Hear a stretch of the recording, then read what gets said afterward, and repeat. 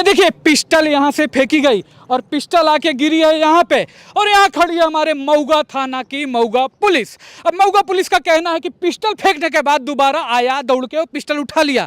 तो क्या संभव है कि इनके पैरों के पास गिरी पिस्टल कोई आदमी दोबारा आके उठाए? और पिस्टल फेंकने से पहले हवा में एक आखिरी राउंड फायर करना ये बताता है कि इस इंसान की मंशा नहीं थी दोबारा जाके पिस्टल उठाने की। तो जो मऊगा पुलिस जो कहानी बना रही है कि दौड़ के दोबारा उठाया, हम पे फायर कर रहा था, वो कहानी पूरी तरह मनगढ़ंत और झूठी है और कानूनन रूप से ये इनकाउंटर जो है एकदम फर्जी है। तो दोस्तों आइए पूरी तरह से हम आपको एक कहानी सुनाते हैं, एक शेर की कहानी। इस वीडियो को देखने से पहले एक बात आपको बता दूं कि इस वीडियो के कुछ दृश्य आपको विचलित कर सकते हैं और इस वीडियो में किसी भी तरह के आपत्तिजनक भाषा का इस्तेमाल नहीं हुआ है, तो आप किसी के साथ भी शेयर कर सकते हैं। और एक और डिस्क्लेमर दे देना चाहूँगा कि इस वीडियो का किसी भी व्यक्ति, वस्तु या स्थान से कोई भी संबंध नहीं है। ये जो वीडियो है काल्पनिक है, बाकी आप समझदार हैं। वीडियो देखते समय अपने बुद्धि का उपयोग जरूर करें, और जो इस वक्त बुद्धि का उपयोग नहीं कर रही है वो है हमारी मऊगा थाने की मऊगा पुलिस। तो यहाँ पे देखिए कुछ लोग हैं, आरोप है कि एक व्यक्ति है अंदर है, पिस्टल के साथ धमकी दे रहा है, लगातार वीडियो बना रहा है, और उसी को घर के घेर के मऊगा थाने की पुलिस खड़ी है। दो अधिकारी उनसे बात करते हैं। क्या नाम है सर आपका? जी मेरा नाम राजेश चोट्टा है। जी जी, और आपका क्या नाम है? मेरा नाम घूसखोर कुमार है। जी, हमारे साथ मऊगा थाने से राजेश चोट्टा और घूसखोर कुमार जी मौजूद है। तो एक बात बताइए सर कि आखिर मामला क्या है यहाँ पे? देखिए वो 2 दिनों से कानून को अपने हाथ में ले रहा है। अच्छा वीडियो बनाकर धमकी दे रहा है। अच्छा और हमारे ऊपर भी कई राउंड फायरिंग कर चुका है। अच्छा, देखिए जो है अंदर वो लगातार वीडियो बना के धमकी दे रहा है, तो आखिर ऐसा कर क्यों रहा है सर? क्या मामला है? देखिए मतलब अगर कोई आदमी रिस्क ले रहा है तो कोई तो बात होगा सर, तो आखिर ऐसा कर क्यों रहा है वो? जी सर। जी सर क्या हुआ जी? पागल। ठीक है सर, ओके सर। सर आखिर ऐसा कर क्यों रहा है? इतना रिस्क लिया क्यों है उसने? पागल है। अच्छा। डिमांड का रहेगा, मानसिक संतुलन ठीक नहीं है। कोई डिमांड नहीं, मतलब पागल है ना? बिल्कुल पागल है। जी हाँ दोस्तों, तो अभी यहाँ के प्रशासन ने जो व्यक्ति अंदर है उसको पागल घोषित कर दिया है। और मैं कुछ चीज़ें आपको बता दूं ताकि आपको क्लियर हो जाए कि ये जो व्यक्ति अंदर बंदूक लेके सबको धमकी दे रहा है, देखिए बाढ़ आते रहता। अभी पंजाब में बाढ़ आया था, पूरा हो हल्ला हो गया था, मीडिया में उसकी खबर चल रही थी। हमारे यहाँ भी बाढ़ आता है, चूँकि हर एक साल आता है तो लोगों को ज़्यादा इतना कोई फ़र्क नहीं पड़ता है। और जब बाढ़ आता है ना तो वहाँ जो रहने वाले लोग होते हैं उनका घर, ज़मीन, जायदाद, जो भी संपत्ति उन्होंने बनाई होती है सब बह जाता है।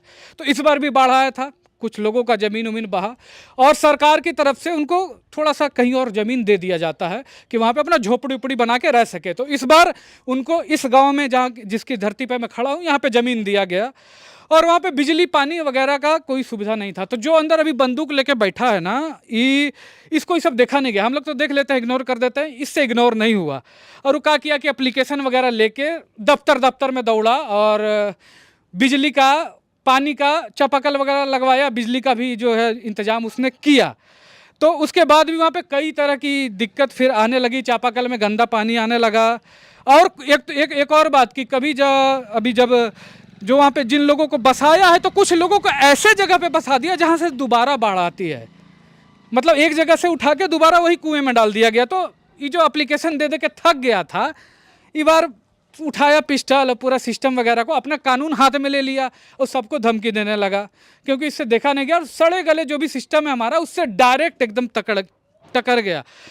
और वही चीज़ हमारे अधिकारी को, मऊगा थाना की पुलिस वगैरह को, सिस्टम को रास नहीं आया है। तो ये लोग अभी यहाँ पे पहुँच गए।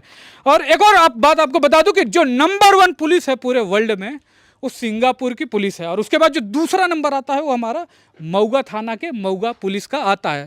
पूरे विश्व में नंबर 2 हमारी जो मऊगा थाना की पुलिस है। इतनी टॉप कैसे है, आपको बता दें कि देखिए अब लाइव आपको दिखाते हैं कितना टॉप कैसे है सर। अरे इधर आप लोग इधर छापा मारने के लिए खड़े, उधर देखिए, बिना हेलमेट के जा रहा आदमी। कहाँ है? बिना हेलमेट के है, देखिए ना। इस बार इसका पैसा हमारे पास आना चाहिए। ये देखिए, अरे मजाक कर रहे थे सर, कोई नहीं जा रहा बिना हेलमेट के। ऐसी टाइम आपको मजाक सूझ रहा है? 2-4 ठो केस लगा के अंदर करवा देंगे। कैमरा चल रहा है। अरे सर कैमरा चालू है सर, पूरा रिकॉर्ड हो रहा है। इन लोगों को ना अपने नेता बाप के अलावा किसी भी चीज़ से डर लगता है तो वो है कैमरा से। और एक और बात एकदम दिल से हमारा निकल रहा है जी कि मतलब बाहर का पुलिस देखिए, पूरा गैजेट उजेट लगा के लेटेस्ट एकदम तैयार रहता है, और बाहर का आदमी जब पुलिस को देखता है ना तो उनको पूरा सेफ्टी महसूस होता है कि एकदम पूरा पुलिस है तो हम सेफ है। और हम इन्हीं के देखते हैं ना तो डर लगता है, इन लोग को देख के जो हमारी पुलिस है डर लगता है, साला कहीं घूस ना मांग दे, कहीं साला कोई फर्जी मुकदमा ना डाल दे, कहीं रोड पे चलते हुए दूध झापड़ ही ना मार दे, क्या करिएगा आप? कुछ नहीं कर सकते हैं। अकाउंटेबिलिटी जीरो है, पब्लिक से कैसे डील करना है इसकी भी ट्रेनिंग एकदम जीरो है। आप जाइए ना अंदर।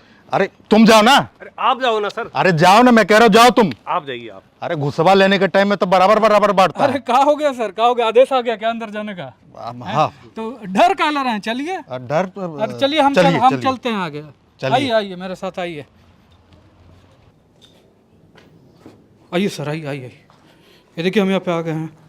अरे हाथवा काला खड़ा कर दिया, आप पे थोड़े तनले है, बैठिए ना। आइए दरोगा साहब, क्या हाल है सिस्टम का और अधिकारियों का? क्या हाल है रे तुम सबका?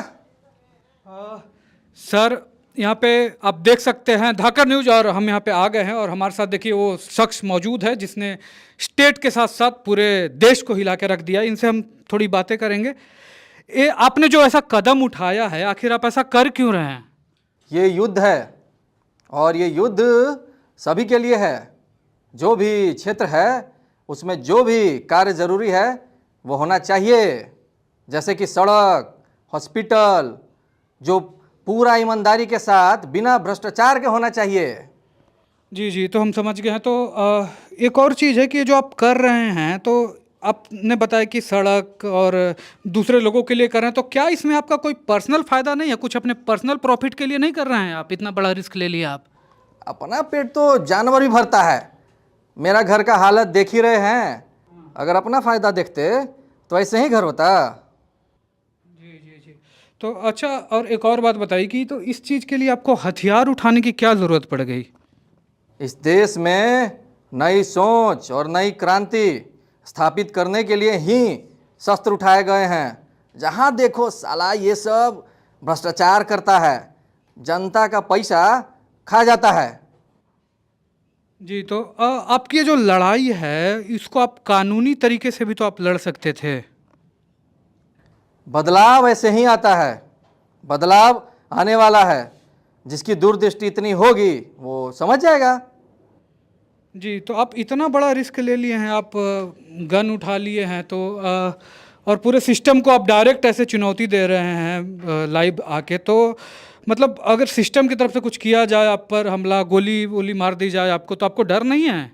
समाज में और देश में बदलाव ऐसे ही नहीं आता है। क्रांतिकारियों की शान गोली खाने और खिलाने में है। साला साला, अरे अरे अरे भागेगा रे रे, चल भाग यहाँ से। चलाकी करता रे रे, तनियो पिस्तौलवा लहरावत ला तो तनियो के साला के वीडियो।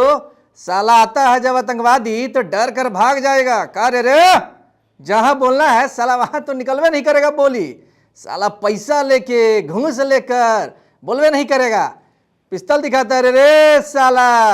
हिम्मत है तो जाकर क्रिमिनल के, बदमाश के पकड़ो ना साला। का सर, मतलब ये घूसखोर वगैरह तो बहुत देखे होंगे आप, भ्रष्ट नेता वगैरह। पहला बार क्रांतिकारी देख रहे हैं, कुछ लपलपा रहा है पिछवाड़ा। थोड़ा थोड़ा। रिकॉर्डिंग करो लोग, ये लोग तक करिए रहा है, समाज में भी होके के चाहिए नू। धाकड़ न्यूज़ पे भी हम रिकॉर्डिंग कर रहे हैं। एक और बात कि कुछ बाहर जातिवादी कीड़े हैं, तो आपके जाति को लेकर और इस पे बहुत, उन लोग का तो काम ही है, लेकिन मैं आपसे पूछना चाहता हूँ कि जाति को लेकर कई आरोप वगैरह लग रहे हैं, उस पर क्या बोलिएगा आप? ये जो मैं कर रहा हूँ क्या किसी एक जाति के लिए कर रहा हूँ? मैं जनरल हूँ तो सिर्फ जनरल के लिए कर रहा हूँ। मैं SC ST OBC सब हूँ। मैं इस भारत का नागरिक हूँ। मैं ये पूरे देश के लिए कर रहा हूँ। जी जी, आपकी बात तो हमें समझ में आ गई, लेकिन आप इस जो लड़ाई है आपकी, आप ये कानून की नज़र में गैर कानूनी है, तो आप इस लड़ाई को मतलब कानून में रहते हुए, कानून का पालन करते हुए भी आप लड़ सकते थे। हाँ, इन्हीं चोरवन के ना यही भाषा समझ में आता है साला के। जब तक मेरा शरीर है, प्राण रहेगा उसमें, ऐसे लोगों को मैं खिलवाड़ करने नहीं दूंगा। क्या आप लोग समझते हो युग चला गया? भगत सिंह उसी जमाने में पैदा होते थे क्या? मैं अपने देश के लोगों पर हाथ नहीं उठा सकता। नहीं तो मैं, अंग्रेज लोग होते ना, तो कब का बता देता मैं इन्हें। चलिए छोड़िए, हथियार दे दीजिए। जब तक मेरा मांग पूरा नहीं होगा युद्ध जारी रहेगा, और अगर नहीं होता है तो मैं तैयार हूँ अपना बलिदान देने के लिए। थोड़ा थोड़ा आप लोग भी समझ रहे होंगे कि मैं क्या करना चाहता हूँ। आपका दिमाग ना माने लेकिन दिल जरूर समझ रहा होगा आप लोग का। हाँ देखिए, मैं एक बात कहना चाहता हूँ कि मतलब इन्हीं के तो घूस ले हुए नेता के ऑर्डर मानी मानी दिमाग खराब हो गया। लेकिन मैं समझ रहा हूँ, देखिए कानूनता ये तरीका तो बिल्कुल भी गलत है। हम इस तरीके का समर्थन बिल्कुल नहीं करते, न किसी को बोलते हैं कि वो इस तरह की कोई हरकत करे। लेकिन अभी इस जगह में जहाँ 1 रुपये 2 रुपये के लिए लोग एक दूसरे का मर्डर कर दे रहे हैं, वहाँ अब बिना किसी पर्सनल स्वार्थ के गरीबों की आवाज़ उठा के खड़े होना और पूरे सिस्टम से डायरेक्ट जाके टकर जाना, अंजाम जानते हुए भी कि कुछ भी हो सकता है, अपना बलिदान देने के लिए तैयार हो जाना, ये काम देखिए कोई नॉर्मल शख्स तो बिल्कुल नहीं कर सकता। ये काम तो एक क्रांतिकारी ही कर सकता है, भले ही वो कानून की नज़र में गलत क्यों ना हो।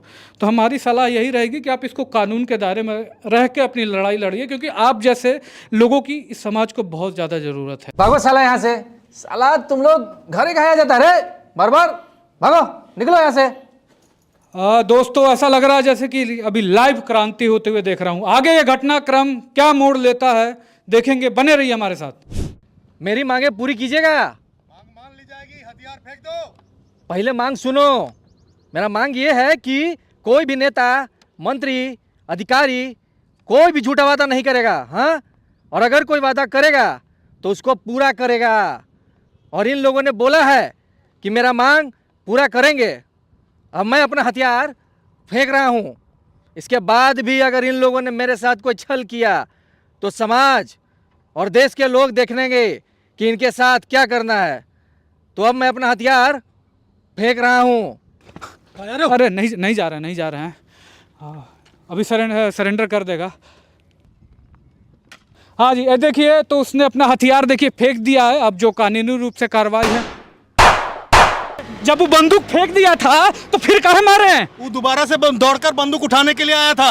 महाराज झूठ बोल रहा है, झूठ बोल रहा है, नकली एनकाउंटर करता है महाराज।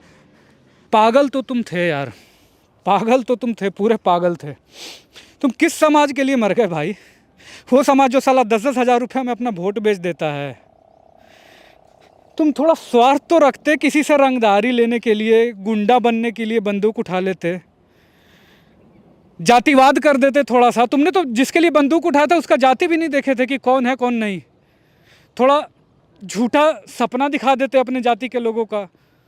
ये जनता तुमको बहुत बड़ा मंत्री बना देती। तुम जिनके लिए मरे यार, तुम्हारे आखिरी वक्त पे लोग खड़े नहीं हुए तुम्हारे लिए, और अभी जाके व्यूज़ और लाइमलाइट के लिए घर का चक्कर काट रहे हैं।